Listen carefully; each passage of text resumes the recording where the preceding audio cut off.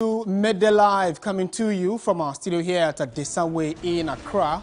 I am Martin Esiedu Date. Coming up for the next 1 hour, we'll be going heavy on politics and start from the camp of the NDC, where the party is to petition the Inspector General of Police, the IGP, over comments made by Agric Minister Brian Acheampong.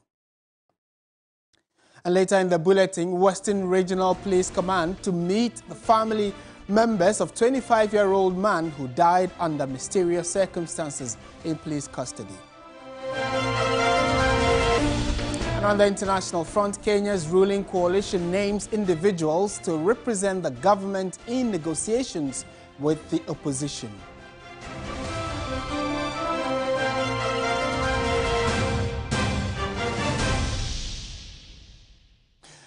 Thank you for staying with us. Let's settle for the details of our stories now. We're going to start from issues regarding security, which is of concern to all of us, but specifically from the Western region, where the police command in that region is later today meeting the family members of 25-year-old man who died under mysterious circumstances in police custody. The family has been asking the police to explain how their kinsman, who was arrested in connection with narcotic-related offenses last month, ended up dead. Wife of the 25-year-old man, we actually withheld her name, said that this is an unjustifiable killing.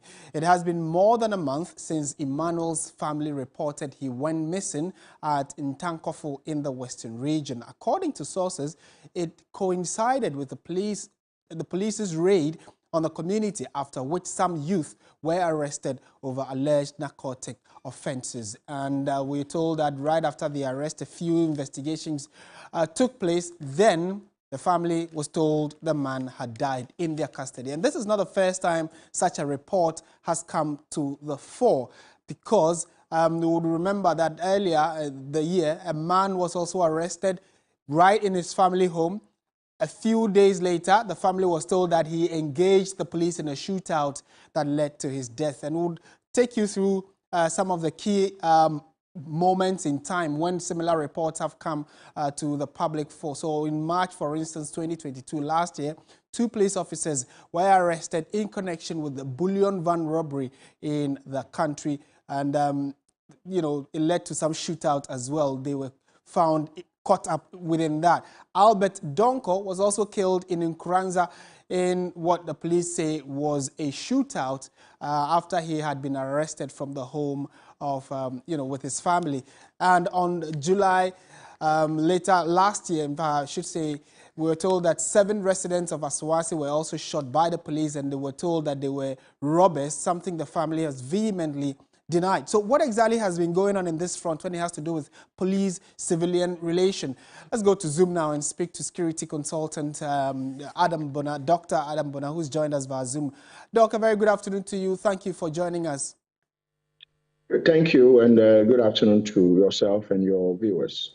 I'm sure that clearly from all these indications, something may have gone amiss, especially how the police handle people who were alive when they took them, and then the later stories that we get to hear from the police side. How is all of this playing out, especially building the relationship between civilians and the police? Well, obviously, it will affect, by and large, the trust between the citizens at large and the police. It is incumbent on the police to let us know the aftermath of their investigations, what went wrong, who did what, the person who is dead, the person who was in their custody, how did he die? It is very important for this information to be put out there. But remember the Asawasi one you reported. A committee was set up by the Interior Minister back then, and the victims were actually declared innocent. The victims, we came out that the victims had not committed any crime, that everything that was put out there back then by the Ashanti Regional Police Command, including the guns they put by them, were all lies. So eventually, the families were, I think they were given compensation. I don't remember, but I know they received something in there more than 200,000 Ghana cedis per, family or so. If my memory will serve me right. So yes, there have been some of these incidents that I think that they brought closure to them. Some of them still pending for closure to be brought to them. It's very important to be able to know what happened, because then, whether we like it or not, the police would always be in our community. Right. And so once they are in our community, it is important that we are able to engage them, believing that when we engage them, whatever it is, the truth would always come out. And so I do believe that what has happened in the Western region, it needs to be thoroughly investigated. And what should standard protocol be when the police arrests someone, especially if not at the crime scene, but then they come and pick the person from the person's home with family? What should standard protocol be? Should the person be in cuffs, bundled into a vehicle and then thrown away? Or usually an invitation could also, imply that the person comes to the police station himself and then investigations could commence? Because in all the reports we've had of the person ending up dying, there seemed to have been some confrontation, we are told, that we never really get to see details of. So how should the process be if, the police suspect that someone is living in an area, the person is a high suspect, and the person is picked up or invited? What should the process be beyond that? Well, and if you look at, what do you call it, our process of police arrest, there is nothing like invitation. You will be lucky if the police invites you to come to their outfits. That is not part of policing. And so maybe if you are a respectable person in society, they believe that maybe someone has come to file or maybe petition them, or someone has come to report you. They wouldn't want to come there and cause any commotion, because then the perception out there could be that you've done it, maybe you haven't. So sometimes they will send a plainclothes police to your house to come and tell you that on so and so date you are wanted at the police station. You can come with your lawyer, you can do this. But the standard protocol is that when the police arrest you, you are under arrest. They tell you there and there, they tell you you're right, the right to remain silent. And then once they take you in, and to put you in handcuffs, it depends. Arrest is an arrest. How they arrest you, they can put you in handcuffs, and that is part of the arresting process. If they think that you are not violent and you are someone who is going to cooperate with them, you are not going to attempt to strangle them, they will take you quietly without any struggle. But if they feel that you could jump out of a moving vehicle or you could escape, then they could put you in handcuffs and take you to the station. And usually they are supposed to also usually tell your family, if they arrest you at home, which police station they are taking you to. And if a family member is minded to come there, the family, or go with them, they could go there, so that everything is done in the open with the presence of the family. This is what is required of them to usually do. And once that is done, they take you in, the investigations begin. And yes, if probably they find whatever it is, you are somehow a suspect, a key suspect in whatever it is, they could then charge you, and a caution statement, and maybe the process of going to court and all that begins. Right. Usually they have to, if it involves narcotics and it involves maybe stolen items, they would have to go to your home or wherever they believe the stolen items could be. It is all the process of looking for evidence. Right. And so sometimes, what I'm aware is sometimes some persons, I wouldn't say all suspects, some persons would lure the police into an ambush situation. So they get there and their colleagues would be laying ambush and they'll shoot at them. You remember the incident 3-4 years ago? Some police officers were ambushed and shot at because they had taken a suspect to a place where they were supposed to go and retrieve some firearms. And when they got there, their colleagues opened fire on them. And so it happens. But it is one of their processes to ensure that they gather all the evidence, because in the criminal prosecution process, the game is evidence. If you don't have evidence that you can adduce in court beyond reasonable doubt, the person will walk free. Right. And so they must do everything to get the evidence. And sometimes there could be excesses, and the excesses, I think, needs to be investigated. Right. But I'm told that in the Western Regional case, this afternoon, the family just met the Western Regional Police Command, and so I'm sure the investigations will go on. I want to believe that a thorough investigation must be conducted so that the truth will come out. If the guy actually, let's know what happened to him. Did he die out of someone's negligence or he attempted? What happened? We need to know. It's very important because then the Western region and what has happened there some time ago when you are talking about this Takoradi missing girl, the unfortunate situation. Yeah. And so anytime incidents of this nature is coming out from the Western region, some of us panic because then it is important to have these things done and done right. And it invokes memories, doesn't it? And maybe in conclusion, when suspects are in, and I know that it is on the premise of what happened in the Western region that we are having a broader conversation between how the police handle suspects. When in an instance the police arrest someone and we do not know of any underhand dealings or back and forth or struggle with the civilian, and then we later hear that the person has been shot dead, not strangled or died out of illness, but then there's been exchange of guns, firearms, and then the person is dead via bullets. How do you explain this to the parents, and how should families react to some of these things and make sure calm, is maintained? How do you manage these things? It's a very difficult situation. It's a very difficult situation because then the victim is picked alive and the next thing, the victim is brought back in body bag. A very difficult situation. But if just like I recounted some incidents where police officers have been ambushed. I think it happened again some time ago in the Savannah region where some Fulanis were arrested. As the police went there to go and retrieve some firearms in some hills, they opened fire at them.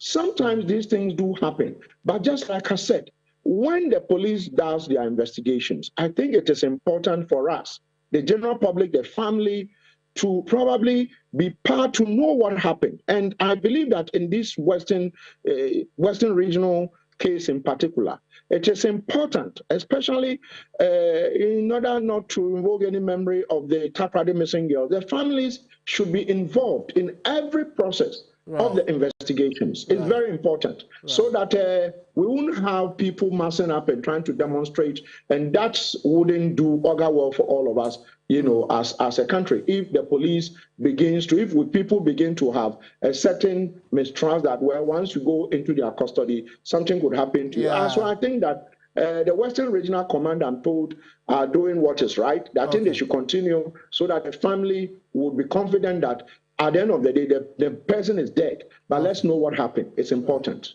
Thank you so much, Dr. Adam Bonah. Very cogent point you ended on about how families should be involved right from the onset to make sure that they are in the know of what happens, especially to their relatives who are in the custody of the police service. It builds on the civilians and police relation, which the current IGP has been pushing hard to enhance. All right, let's take you down memory lane and look at some of the key moments in time where the police have had issues with civilians. And, for instance, like Dr. Adam Bonah referred to, in March 2022, 2 police officers were arrested in connection with the bullion van robbery in the country, where some persons were shot dead in the outbreak of that. In May 2022, Albert Donko, we referenced, he was picked up from his home in Nkoranza in what the police say was a shootout, and then later the family were told that he had been shot dead because he was in exchange gunfire with the police. In July 2018, a few years back, 7 residents of Asawase were also shot dead by the police. 5 members of the committee, a 5-member committee was set up.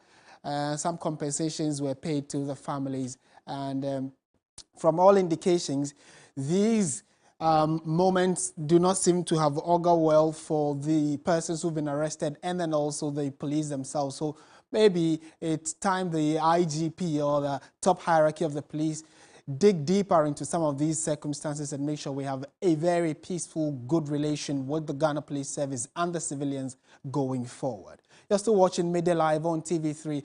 Let's do politics now. And over the weekend, A comment made by Brian Acheampong seemed to have stoked quite a number of reactions from various angles and of society.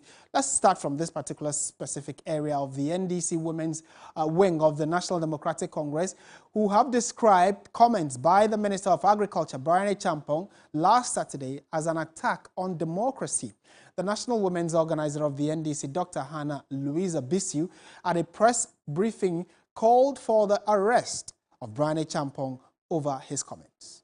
Has Brian Acheampong seriously considered the possible conflagration that will occur in Ghana if anyone is maimed or killed as a result of his recklessness in the future? Has Brian Acheampong thought about the probability of Accra, and for that matter, other parts of this country, being a no-go areas for him and his cahoots, if any politically motivated unfortunate incidents happen again? So that's Hannah Bissiu. Let's find out what exactly the mother body of the party thinks of this. Joining us on phone is Abraham Amalba, who is also a member of the legal team of the NDC. Mr. Amalba, very good afternoon to you. Thank you for joining us. Thank you for having me.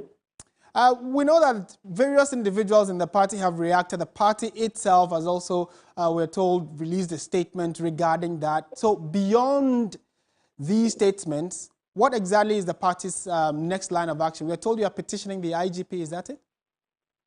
That is so. Today, at around 2 p.m., the legal team will be at the police headquarters to deliver a petition to the CID boss and copy same to the IGP. We are of the view that the comments made by Brian Acheampong border on national security threats and on our constitution. We also conceive that his statements is a grand scheme to subvert the will of the people in 2024. So we think that the police must take action on these matters. Aren't you taking it a little too serious, some would say, because he probably was on a political campaign platform and got caught in the moment and said things like they would not hand over power to the NDC, never, never, never, that will never happen. And you are reporting to the police. Would you agree with those who say you probably are overreacting to this? We are talking about a man who has a history. This is a man who masterminded the Ayawaso West Wagon violence. In fact, he openly told the Emil Short Commission that those hoodlums were detailed by him. And so if these comments were coming from any other person, well, we could have said what you are just saying by saying that he may be blowing hot air. But this is a man who has a history. And it is important that we remain vigilant anytime Brian Acheampong comes out to make statements that have the potential to bring about unrest. Last two questions. I know that some members in the NDC have also said same, especially on the back of what Brian Acheampong said, that they would also not allow the NPP to go ahead with some of these things that they are saying. Would that not be in equal measure in terms of insightful statements? Look, the police administration gave us a hint that they were no longer going to tolerate such comments. A case in point is about youth organizer of Swamia, who was arrested and put before court. And as we speak, he still attends court. And so the red line was drawn already. So moving forward, it is my estimation that the police administration has bared its teeth and has indicated that such comments will no longer be allowed to go without punishment. And so from our Swami youth organizer, the next person who has also made such comments which border on national security is Brian Acheampong. And so the police administration knows when it drew the line and when it started bearing its teeth. So if you go back and you are digging matters that happened in the 2020 elections, that is not my point of view. My point of view is that the police administration has shown the way that they were no longer going to tolerate such conduct. Right, and it's been almost 5 days, 4 or 5 days since the comment was made. So I'm sure it would have been your expectation that the police would have invited Brian Acheampong by now, wouldn't it? If they haven't done that and you are petitioning them, what are you expecting to see in the next few days or months going forward?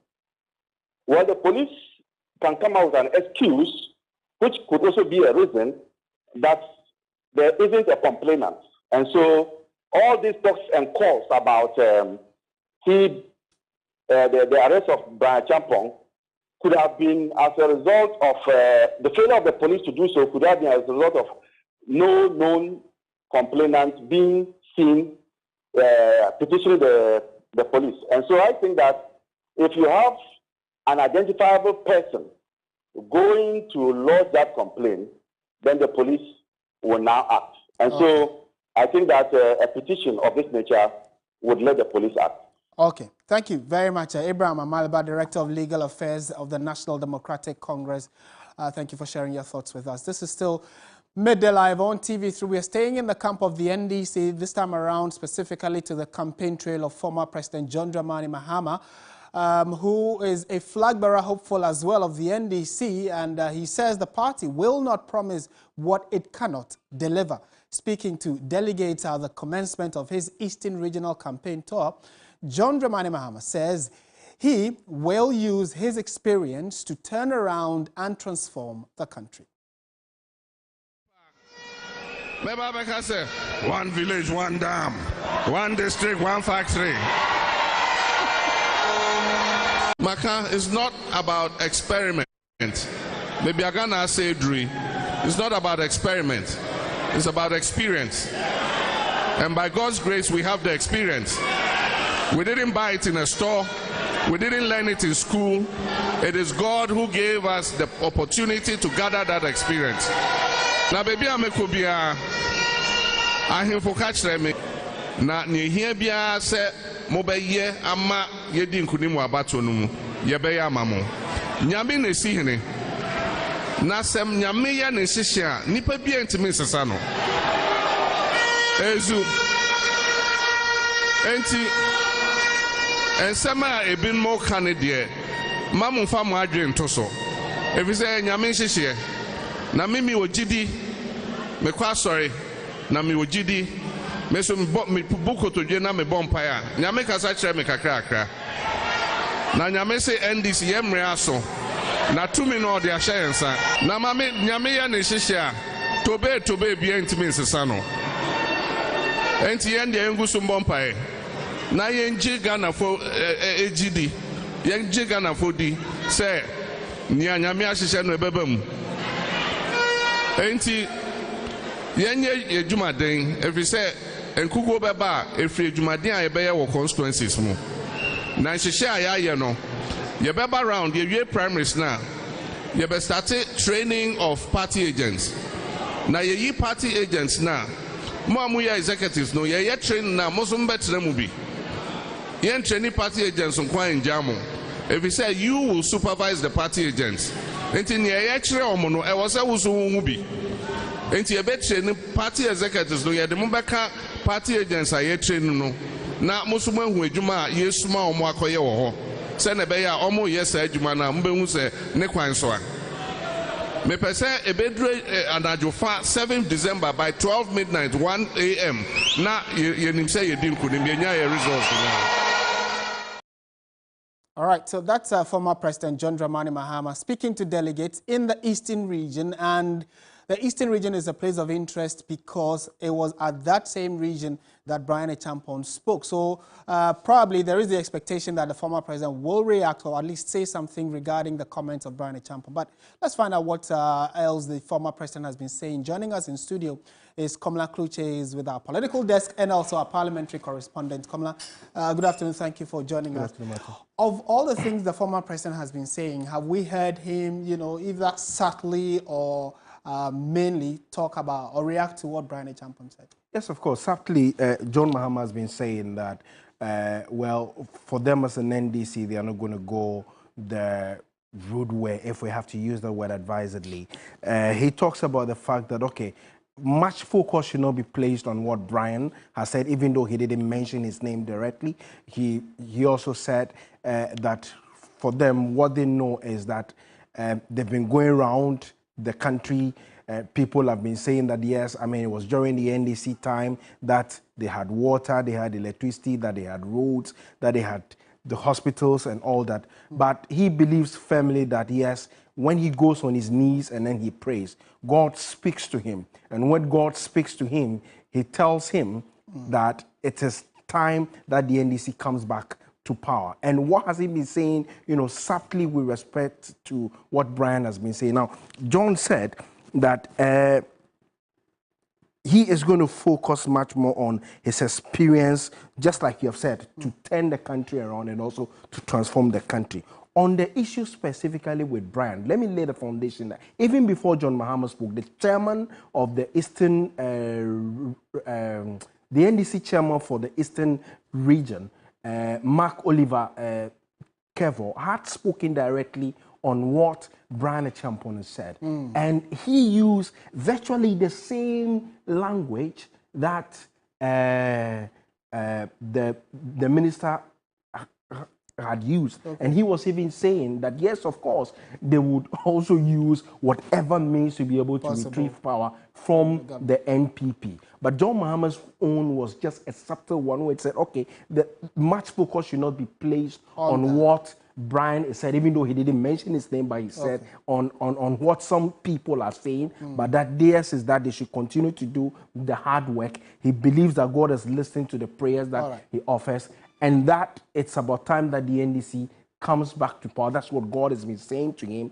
and that he believes strongly that, yes, of course, when the time comes, it's going to happen. All right. Komla, thank you very much. So we know that the former president is in the Eastern region. He'll be there for 3 days. We'll definitely be updating you on what exactly his campaign tour in the region is about, what will he be focusing on, and other major subjects that will arise out of that. Staying with the NDC, though, another flag bearer hopeful, that is Dr. Kwabena Duffuor, has reiterated his commitment towards creating a better future for the NDC and Ghana. Addressing delegates as part of his tour of the northern region, Dr. Duffuor urged the delegates to affirm his candidature come May 13. As part of his two-day tour of the northern region, the 2024 presidential hopeful of the NDC, Dr. Kwabena Duffuor, first visited Nanton, where he interacted with the chiefs and people of the area. He later moved to Tamale, where he met delegates from the 4 constituencies in the Tamale enclave. Addressing the delegate, Dr. Duffuor assured them of more development of the north. We have a responsibility to take care of our children and build a very good future. The election we're going to have next year is not an ordinary election. It's an election for the future. And I want to plead with you that we think through carefully and look for people who can help us rescue the country from where it is now, because we are in big danger. Over 400 financial institutions have been closed down. A lot of contractors have lost their lives. Some of them are also sick. Quite recently, pensioners, you remember? Pensioners have lost their income. These are old people. For the next 10 years or so, they wouldn't have any incomes. What will happen to them? It's a very messy situation in which we find ourselves, and we all have a huge responsibility to rescue this country.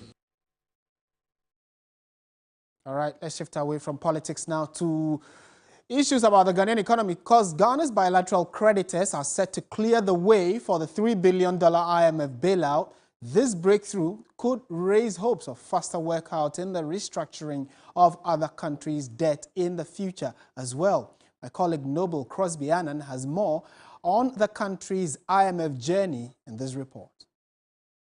After months of intense debate on various public platforms in Ghana over the dire economic situation in the country, the Akufo-Addo-led government finally sought a bailout from the International Monetary Fund.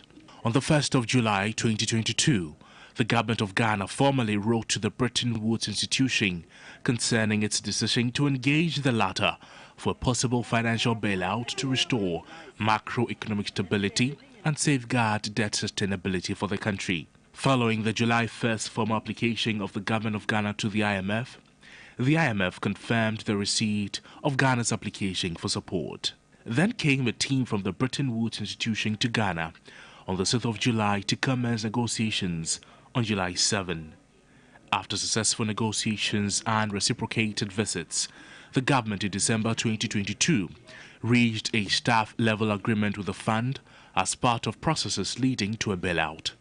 Days after launching a bold domestic bond overhaul, which was a requirement, Ghana continued in a quest to pursue the $3 billion loan deal with the International Monetary Fund. But domestic resistance to the bond revamp threatened to stall that effort.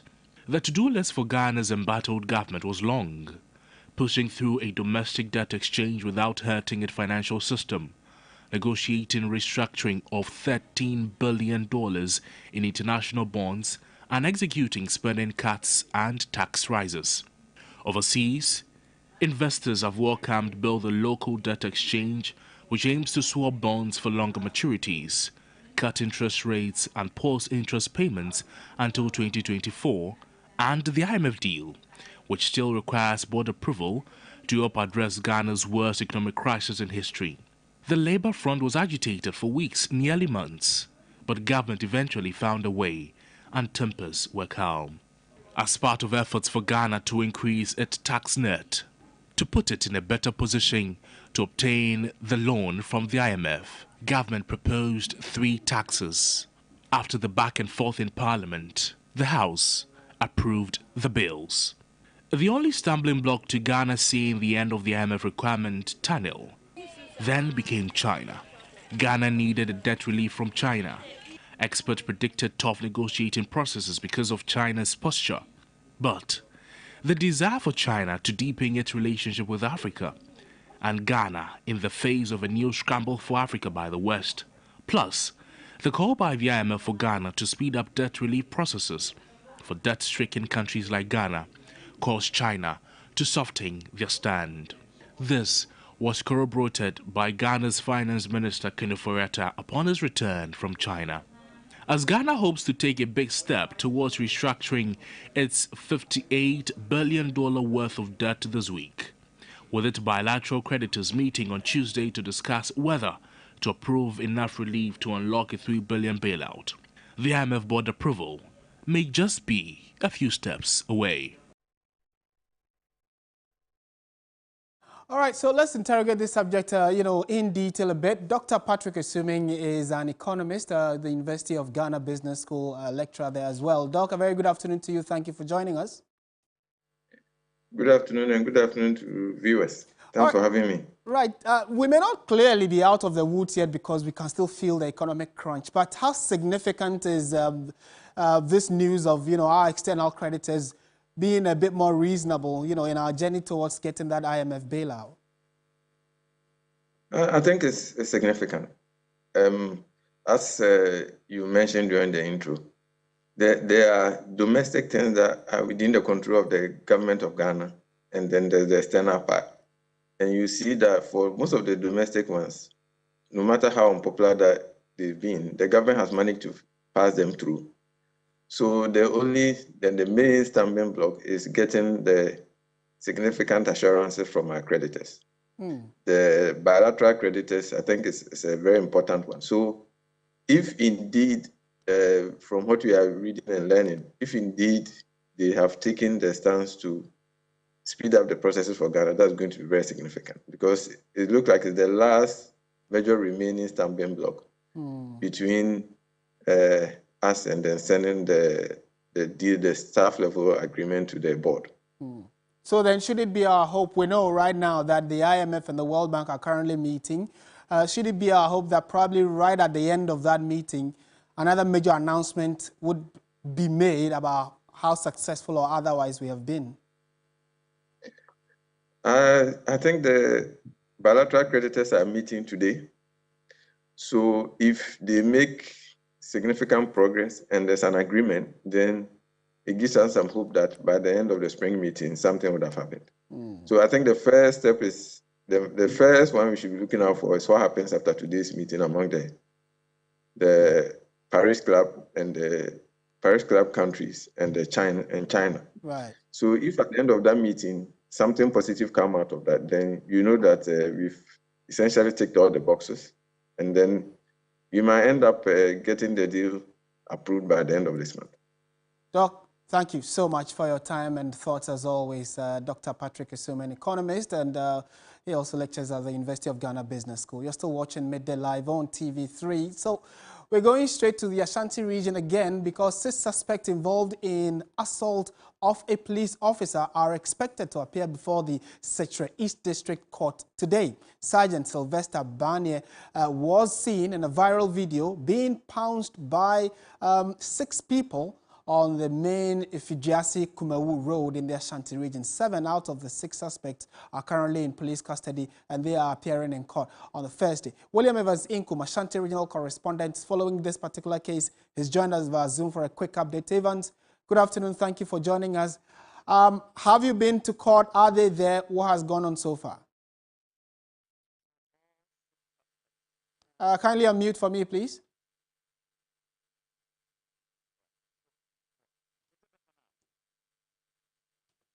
Right, unfortunately, we are unable to clearly hear what William Evans Inkum is saying, but he is our correspondent who's been to court. And if you haven't seen that video, I mean, if you go to our website, 3news.com, we've done several stories about it. We'll definitely update you before we end the bulletin. This is still Midday Live. Stay with us. We have more for you after this.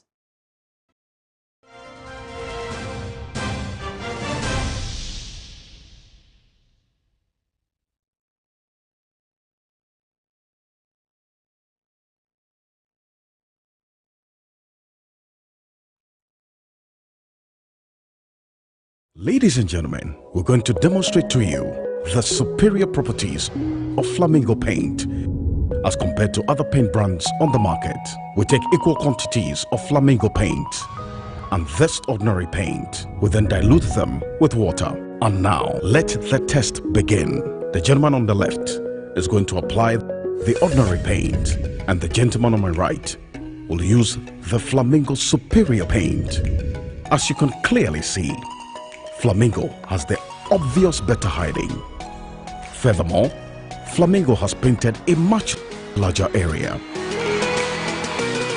You know, 1 bucket of Flamingo paint is equal to several buckets of any other paint brand on the market. Flamingo paint is made with superior formulation to give superior durability, superior hiding, superior coverage. Flamingo paint, simply superior. Everybody knows Acrobato.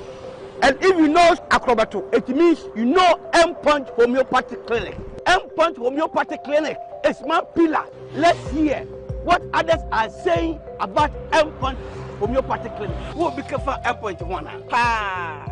Chesena mi ankasa me period no say problems wom ntina ma wo ho idea ma me papa chesena nya asem ketewa na me kwan point no mo hwe me mogya mu no mo he bibia na so mo meduro me fire no ene ma won kra me enu foforo kwa na me kwan mu a eba head everything yourself me ma me no adwodwo eda ho a wontumi nante ene ne ko end point o mama nuru a ene ne ho idea wotumi asori anante. That's end point for you. Of Acrobato. Hello. Hey, ohwehwe what che. Okay. A free bra wo di end point what dance. Am me call you no. Me Joseph Semane nkoyie e person na my emre nyina na magina sebema na me no be fie for there e ho na nyina jaresa. You heard everything. I have secret. M-Punch is my secret. M-Punch Homeopathy Clinic. I'm free crime belly yo.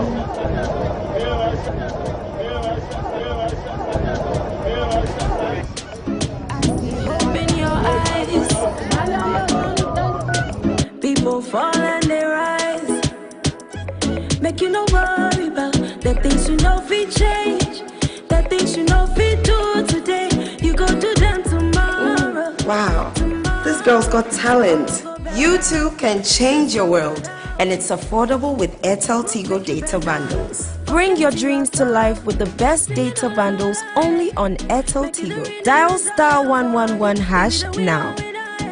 Airtel Tigo. Life is simple.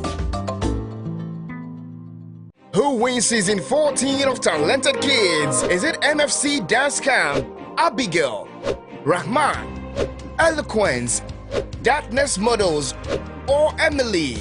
It's the final showdown with the 6 finalists of Talented Kids live from the Accra International Conference Center from 3 p.m. Our finalists have worked tirelessly to perfect their craft and they are ready to take the stage and give it their all. From mesmerizing dance routines to spellbinding singing performances, incredible modeling moves to word dexterity, there is something for everyone. But you realize,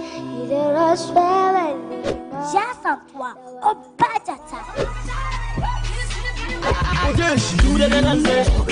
How many minutes are laughing under the capacious belly of the earth?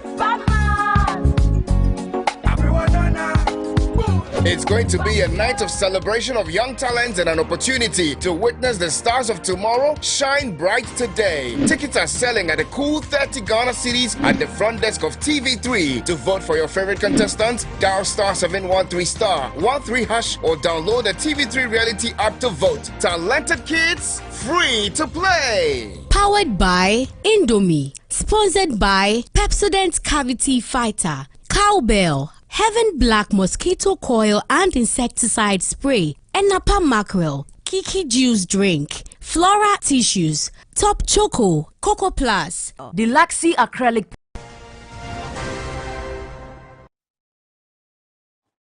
Welcome back to Midday Live on TV3. Time now for business. Menu Afo joins us in studio for the latest. Hello, Menu. Hi, Martin. All right. So I hope the Easter was good.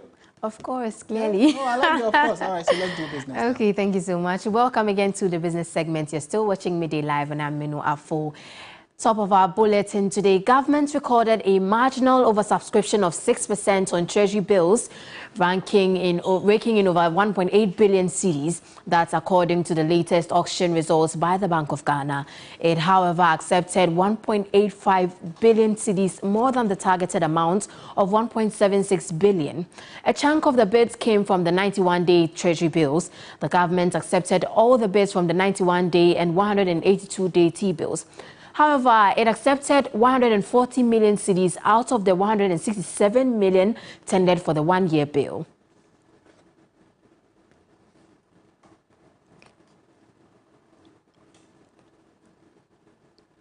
In more news, the managing director of the International Monetary Fund, Kristalina Georgieva, says global growth will remain below 3% for the next 5 years due to fears of rising inflation. Speaking during the opening of the spring meetings of the World Bank and IMF in Washington, she said the central banks all over the world will have a difficult task of keeping interest rates high, a situation which will likely affect liquidity to the private sector and eventually impact on growth. We have more updates on this during our subsequent bulletin as my colleague Sani Abdulrahman is currently in Washington for the spring meetings. The recovery we so much are hoping for, a robust recovery, is still a bit elusive. Why? Because we do have a significant inflation problem. That means central banks have to continue to keep interest rates higher to combat it, and that is on the way of restoring the prospects for robust growth. We have seen that this rapid transition from low interest rates, abundant liquidity, to high interest rates and much less available liquidity has exposed vulnerabilities in the financial sector. A quick reminder again that we'll bring you more updates in the course of the day. Now, Professor of Economics at University of Ghana Business School, Godfred Bokpin, says the domestic debt exchange program will lead to about 41 billion cedis in impairment losses for banks. Speaking in an interview with 3 Business, Dr. Bokpin said the situation could most likely affect the solvency of some banks, but is hopeful the Ghana Stability Fund and other regulatory measures recently announced could lessen the impact. If you look at this together with what exchange rate depreciation has done to bank capital since 2018, you realize that the capital base of banks is much smaller now. So what that means is that if a bank doesn't take immediate steps to aggressively grow its capital through capital planning, then you will be forced to recapitalize at some point in time. When things settle and we begin to look at our economic strategy and how robust the banking sector must be to be able to support the overall economic strategy, you will see that banks wouldn't have been adequately capitalized to be able to play that role. And the regulator will come in and ask them to what? To recap. We've done that before. If they had applied the International Financial Reporting Standard 9, FRS 9, in discounting, in accounting for the impairment losses, few banks would have been able to survive. The impact is much, a little smaller now than what it would have been, because if the banks had signed on to the original domestic debt testing that was announced with no coupon payment 2023, the impairment losses on the books of the bank would have been more than 80%. Moving on, a policy analyst, Dr. Steve Mantiao, says Ghana's energy transition target of 2070 is not ambitious enough and fears the country may be left behind. He is of the view Ghana risks losing the opportunities associated with the transition, such as renewable energy technologies. There is a new race in town, the race to have the upper hand in trying to develop renewable energy technology. And you find that many countries have set very ambitious targets. Some countries are looking at 2030. In fact, even for Tullow Oil, which is a company operating in Ghana, their net zero target is 2030. So if you have the host country setting its target at 2070, I mean, the risk is that if you're not careful, we will lose a lot of the opportunities along the way and we would not be able to take advantage of them. For now, as I speak, the EU, under their taxonomy program, which discourages investments in fossil fuel but encourages investments in renewable energy technology, is something we can take advantage of it now. And that's how we wrap up the business segment here on Midday Live. I am Minu Afo. Stay with us for sports.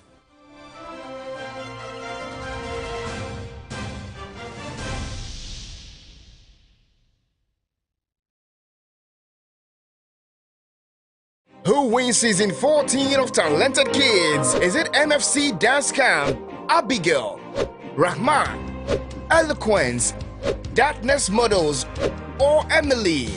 It's the final showdown with the 6 finalists of Talented Kids live from the Accra International Conference Center from 3 p.m. Our finalists have worked tirelessly to perfect their craft and they are ready to take the stage and give it their all. From mesmerizing dance routines to spellbinding singing performances, incredible modeling moves to word dexterity, there is something for everyone. But you realize, you realize just of one, or better. How many minerals are lapping under the capacious belly of the earth? It's going to be a night of celebration of young talents and an opportunity to witness the stars of tomorrow shine bright today. Tickets are selling at a cool 30 Ghana cedis at the front desk of TV3. To vote for your favorite contestants, dial *713*13# or download the TV3 reality app to vote. Talented Kids, free to play. Powered by Indomie. Sponsored by Pepsodent Cavity Fighter, Cowbell, Heaven Black Mosquito Coil and Insecticide Spray, Enapa Mackerel, Kiki Juice Drink, Flora Tissues, Top Choco, Coco Plus, Deluxy Acrylic.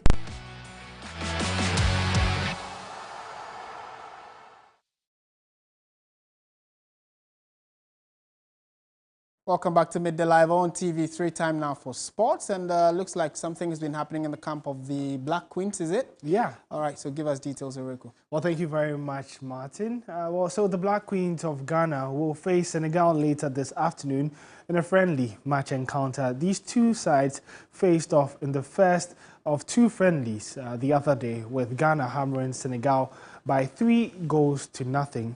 Ghana have now enjoyed a run of just one defeat in their last 5 matches. The Senegalese, on the other hand, have had their winless run extended to 5 matches for games that have finished within 90 minutes. Now, given the results of the other day, the current form of these two sides and their home advantage, Ghana should be in a comfortable position to once again beat their Senegalese counterparts when they face off at the Accra Sports Stadium.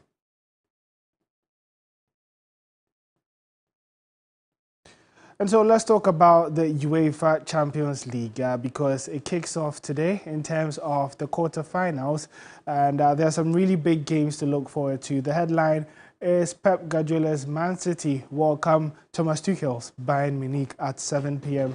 at the Etihad Stadium as Inter Milan travel to Portugal to face Benfica.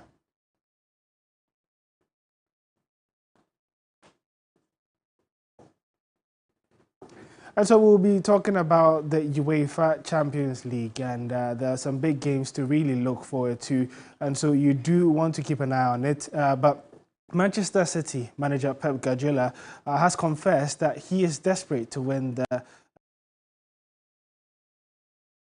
success with his current club. He last won the competition in 2011 with FC Barcelona.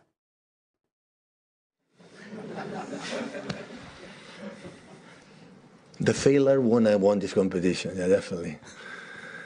We want to try. It's an honor to be here against the elite club like Bayern Munich, and yeah, we're happy to be here. Happy to be here. Only I can say so. It's not for granted. You have to deserve it. You have to play good 2 games and try to do the first tomorrow, and that's all. I come from 6-7 years ago when I arrived here, when I was appointed, when I was playing against the Stoke Cities and I won in the Premier League the first game. So you are here to win the Champions League. It's come every single season. I understand that. So I said many times, we tried last season, we tried 2 seasons ago, we tried 3 seasons ago, every single season. But there are teams that you face that also they are good too, and they want to win it too. And my ambitions, I don't know the ambitions in their own lives, and every one of you, the people around the world, ambitions to be perfect in everywhere. So my ambition is below. So I like to be in the Premier League where we are, in the FA Cup, play the semi-finals, being here again. That is my dream. Well, that was Pep Guardiola speaking ahead of their game versus Bayern Munich much later today. But let's do some boxing now. And the Ghana Armed Forces have risen to the top of the Ghana Professional Boxing League after defeating league champions Charles Cote Boxing Foundation in a cruiserweight bout.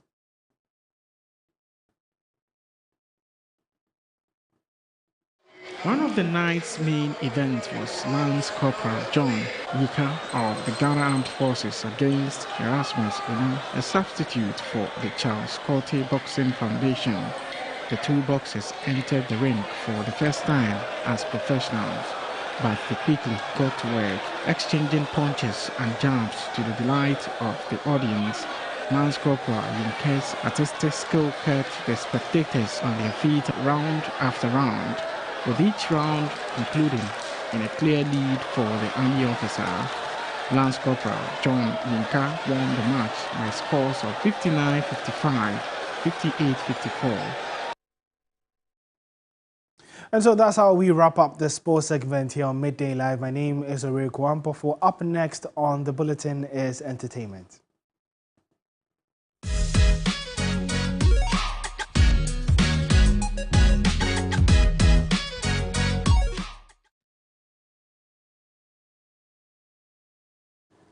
Time now for entertainment news. Anita Kufu joins us. Hello, Anita. Hi, Marty. See you. Happy belated Easter. Is there anything?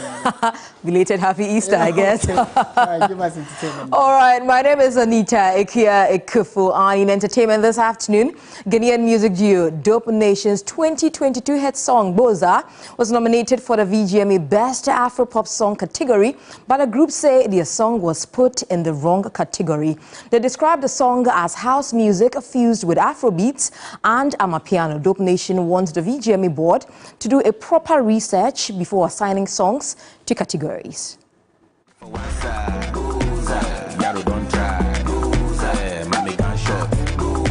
So I was just checking the nominations for VGMA. You guys are in Best Afro-Pop Song of the Year for Boza. Would you describe Boza as an Afro-Pop song? No, it's not Afro-Pop. Like I said, it's house music fused with Afrobeat and then Amapiano. So when you give me a genre, I think you need to come and research into my music. So that's what I'm saying. We need like producers, you know, who are young producers, who are experts, to go out into the studios. To break down the genre. But why haven't you said anything about this? Because J Bad, I mean, people raised objections and then he was taken out of that category. When you come out and you say it, you either sound arrogant. You might be taking different. But then just speak up. Yes, no, but we need to understand it first. Take, for example, our music, we need to understand our music. The music is supposed to be spearheaded by producers. When it is spearheaded by a producer, the sound is clear. But we have people who are not even knowledgeable about music that are spearheading our music here. Please take South Africa for an example. Let's not talk about the Nigerians. Let's talk about South Africa. They are doing amazing things. Price, yesterday price, no be today price. Hey, to the left, not to the right. Now lean back, you know the vibes. Dope Nation, what be your price? You're still watching the entertainment news segment on Midday Live, and celebrated American worship leader and singer Ron Kenoly has got plans to make Ghana his permanent home. And a multiple award-winning worship leader who has been in Ghana for the past weeks told A3 Entertainment that he is working to settle in Ghana and, more importantly, become a citizen.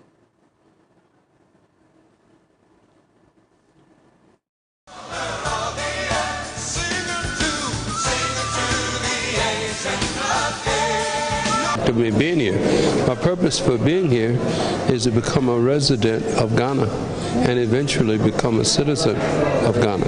I have been, the last week, I have been filling out forms and documents to gain residency and eventually become your brother, a citizen of Ghana. I believe that Ghana is one of the most welcoming nations in terms of people and social situations.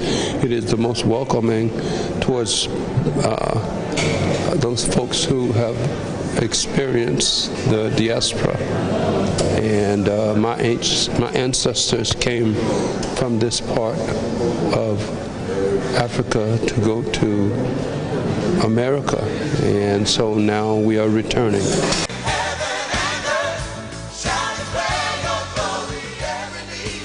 And that'll be all for entertainment. My name is Anita Ikia Ekufu. Have a good afternoon. All right. Thank you very much, Anita, for that update in the world of entertainment. Our website, 3news.com, has many more entertainment stories for you. Before we go, let's find out what's happening on the international front. And Kenya's ruling coalition has named individuals who will represent the government in negotiations with the opposition. The 7-member team was named on Tuesday after a meeting chaired by President William Ruto, and it has 5 members of parliament and 2 senators. The opposition had announced its team last week. President Ruto earlier this month allowed for dialogue with the opposition on electoral reform, but within Parliament. Opposition leader Raila Odinga accepted the invitation and suspended protests, but insists on parties outside Parliament to be involved. 3 people, including a police officer, were killed in the protest with hundreds of others injured. President Ruto said the violence had ruined the Kenyan economy.